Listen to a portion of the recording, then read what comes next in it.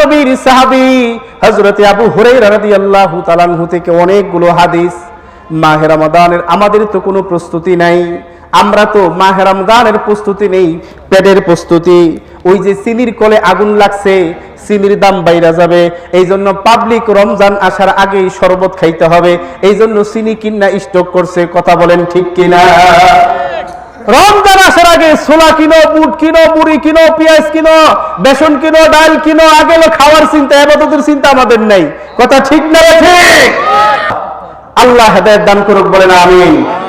আমার ভাইরা, আমরা যেই কথাটা আপনাদেরকে বুঝাইতে চাই, রমজানের কদর, রমাদানের সম্মান আমরা দিতে পারি না, কিন্তু আসমানের মধ্যে রমাদানের যখন আগমনের বাতাস, রমাদানের যখন আগমনী বার্তা শুরু হয়, আল্লাহ রাব্বুল আলামিন আসমানের মধ্যে ফেরেশতাদেরকে নিয়ে একটা রমজানের পূর্ব প্রস্তুতি শুরু করেন। সুবহানাল্লাহ বলেন।